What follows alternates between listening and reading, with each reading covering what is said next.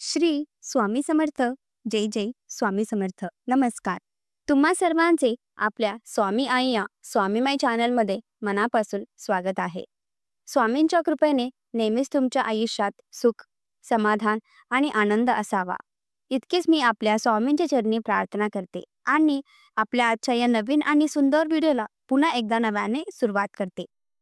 भक्तांनो, आज मी तुम्हाला पालघर येथे राहणाऱ्या स्वामींच्या परमभक्त ताई सो रुक्मिणी डोलारे या ताईंचा अत्यंत दिव्य, अंगावर रोमांच उभे करणारा स्वामी साक्षात्कारीची प्रचिती देणारा "भिवू नकोस, मी तुझ्या पाठीशी आहे" या वाक्याची प्रत्येक स्वामी भक्ताला अनुभूती देणारा एक अत्यंत अनुभव सांगणार आहे. जेव्हा आपल्याला सर्व काही संपल्यासारखे वाटते, नेमके तेव्हाच स्वामी कसे आपल्या आयुष्यात येतात आणि आपल्या आयुष्याची दिशा हे कसे बदलवून टाकतात, हे दर्शवणारा आजचा हा अनुभव. भक्तांनो, पुढील हा संपूर्ण अनुभव या ताईंच्याच शब्दात.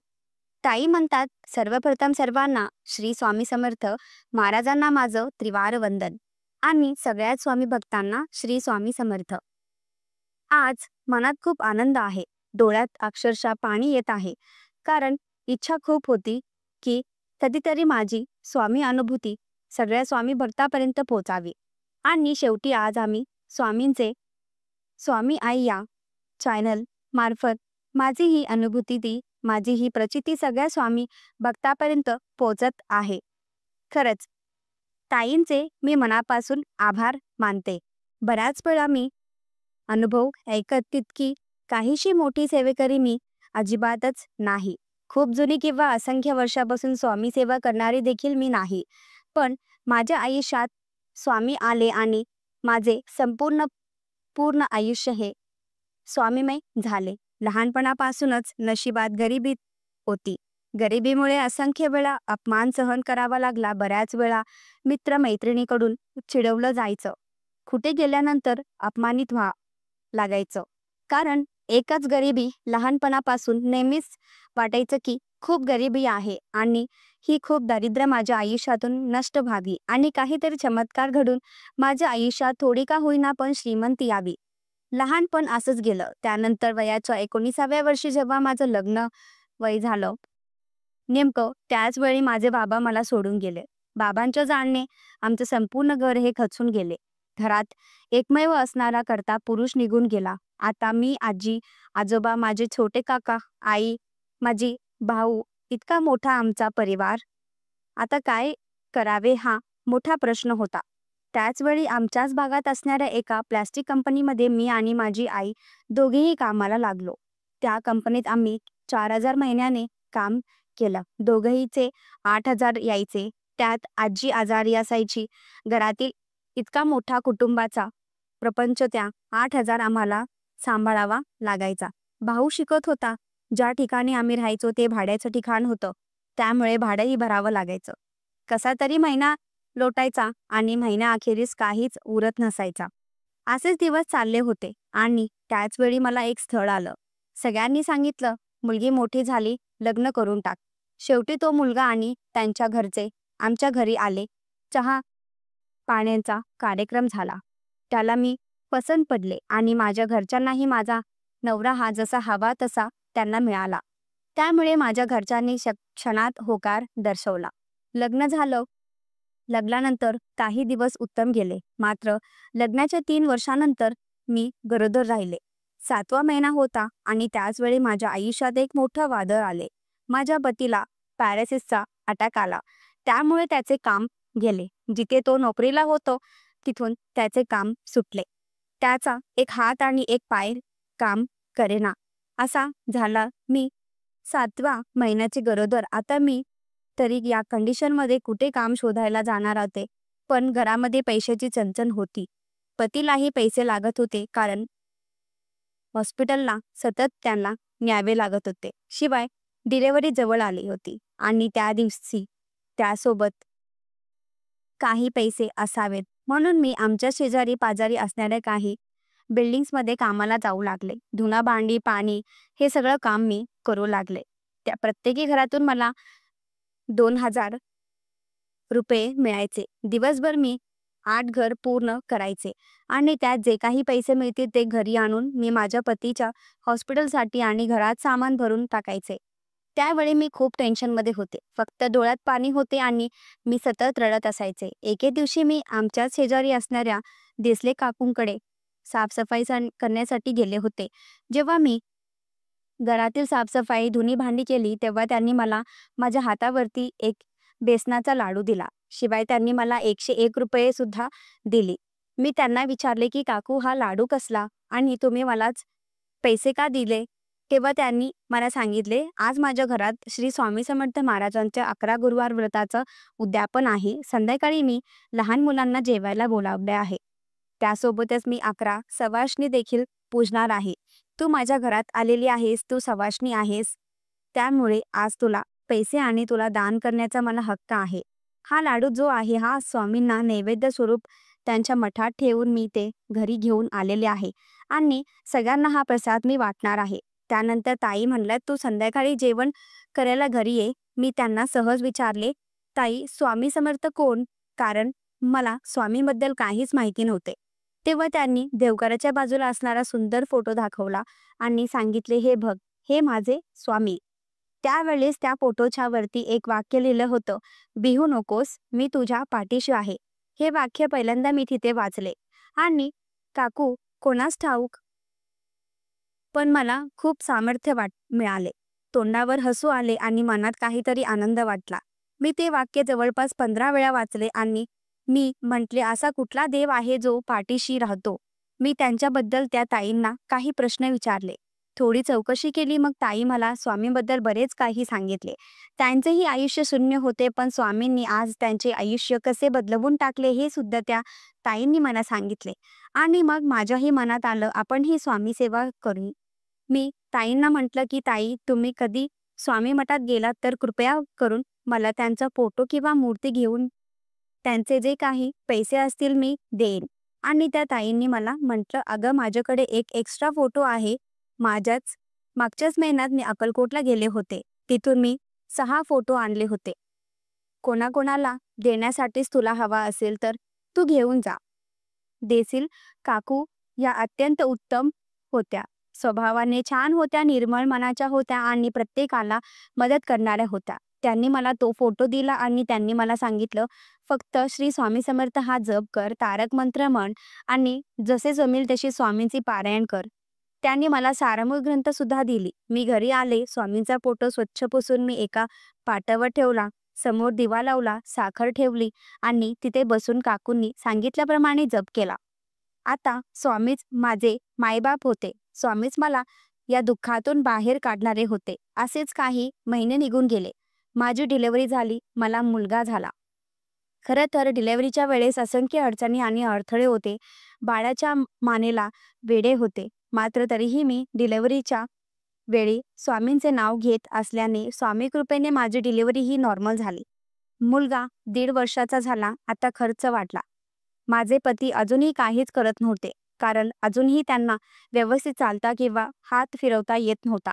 त्याच वेळी आमच्या भागात स्वामी पुण्यतिथी निर्मिती गुरुचरित्राचं पारायण होतं. माझी पारायणाला बसण्याची प्रचंड इच्छा होती, पण बाळाला कुठे ठेवायचं हा मोठा प्रश्न. मी माझ्या आईला फोन केला आणि तिला सांगितलं, 8 दिवस तू फक्त माझ्या आणि माझ्या बाळासाठी माझ्याकडे राहायला ये. तिनेही माझी विनंती स्वीकारली आणि ती आपली आली आणि बाळाला आळी सांभाळायची. मी घरात सर्व आवरायची आणि स्वामी मठात पारायणाला जायची. स्वामींकडे एकच विनवणी होती की स्वामी हे दिवस बदलवा. आयुष्यभर अजन्म तुमची सेवा करेन, पण माझ्या पतीला व्यवस्थित करा. तुम्हाला सांगते, पहिल्यापासून 7 दिवस पारायणाचे उत्तम गेले. छान पारायण पार पडलं आणि त्या पारायणात साक्षात रूपी स्वामींची हम गया नहीं जिंदा है या वाक्याची प्रचिती दिली. माझा पती जो एका पायाने निकामी होता, या 7 दिवसामध्ये माझे पती पायाची हालचाल करू लागला. जो हात फिरत नव्हता तो हात फिरवू लागला. त्यांच्या 15 दिवसामध्ये माझे पती यांना आम्ही घेऊन मुंबईच्या एका हॉस्पिटलमध्ये गेलो. तिथे गेल्यानंतर डॉक्टरांनी 2 महिने फिजिओथेरपी करायला सांगितली आणि त्यांच्यानंतर रिस्पॉन्स बघून पुढची प्रक्रिया करू असेही त्यांनी सांगितले. खरं तर माझे पती पूर्णपणे हिंमत हारून बसले. मात्र जशी फिजिओथेरपी सुरू झाली त्यांच्या कपाळाला स्वामींची विभूती लावत गेली आणि त्यावेळेत मी 11 गुरुवारचे व्रत धरले. दररोज मी सारामृत वाचत असायचे. 3 वेळा फिजिओथेरपी झाली की तुम्हाला सांगते, माझे पती पाय हलवू लागले. स्वतःच्या पायाने तो चालू लागले, फिरू लागले. त्या एका महिन्यात खरंच स्वामी कृपा इतकी झाली की माझे पती हे हात आणि निकामी झालेले पाय दोन्ही गोष्टींनी व्यवस्थित झाले. पुढे अजून 1.5 महिना त्यांनी आराम केला. त्या 1.5 महिन्यानंतर ते काम शोधू लागले. आता त्यांना कुठे काम मिळणार हा मोठा प्रश्न. बऱ्याच वर्षाचा गॅप होता. हातातलं काम सुटलं होतं. आता काय करावं हा मोठा प्रश्न. शिवाय जड किंवा अवघडी काम त्यांना जमणार नव्हती. मी स्वामींकडे एकच विनवणी मागत होती, माझ्या पतीची परिस्थिती सुधारावा, माझ्या पतीची प्रगती करा. खूप हाल झाले. स्वामी खूप परीक्षा दिल्या. आता तरी आमच्यावरती कृपा करा. असे म्हणून मी स्वामी समर्थ महाराजांच्या सारामृत पारायणाला पुन्हा एकदा नव्याने सुरुवात केली. त्याच वेळा अक्कलकोटला जाण्याचा योग आला. अक्कलकोटलाही जाऊन आलो. अक्कलकोटमध्ये असताना खरं तर तिथे रमेश भटजी भेटले, जिथे आम्ही समाधी मंदिरामध्ये स्वामी समर्थ महाराजांच्या मूर्तीवरती अभिषेक घालत होतो. तेव्हा अभिषेक घालून झाला तेव्हा त्या भटजीने सांगितले, ताई तुम्ही खूप चिंतेत दिसताय. मी माझी परिस्थिती सांगितली. तेव्हा त्याने सांगितले, काळजी करू नका, तुम्ही अक्कलकोटला आलात म्हणजे स्वामींचीच काहीतरी इच्छा असावी. तुमचे दिवस नक्की बदलतील. तुम्ही घरी गेलात ना की दिवसरात्र तारक मंत्र तुमच्या घरात लावा. ज्या ज्या कामात जाल ना त्या कामाला जाण्याआधी 11 वेळा तारक मंत्राचं पठण करा.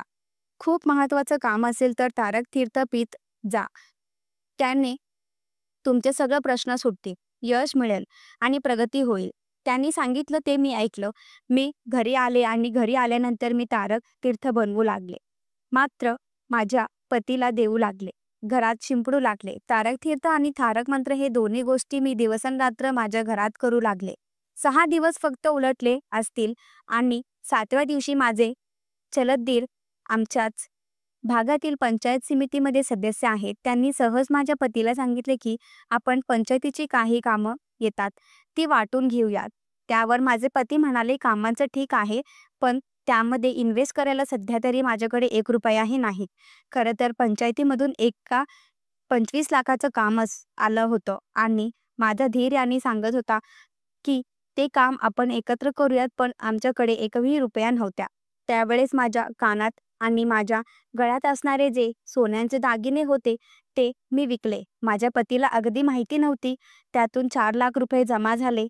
ते मी त्यांना पतीला दिले आणि त्यांना सांगितले की तुम्ही काम करून सुरू करा. मग माझ्या पतीने त्यांच्या भावाला ते 4 लाख रुपये दिले. अजून एक पार्टनर घेतला आणि तिन्ही ते 25 लाखाचे काम पूर्ण केले.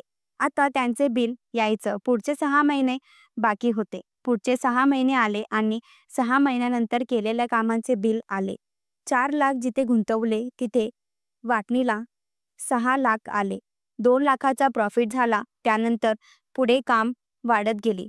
ताई म्हणतात की पंचायतीतील सगळी काम माझ्या धीराला आणि माझ्या पतीला मिळत गेली. जिथे ते काम शोधत होते, आयुष्य हरून बसले होते, तिथे स्वामींनी चमत्कार करायला सुरुवात केली.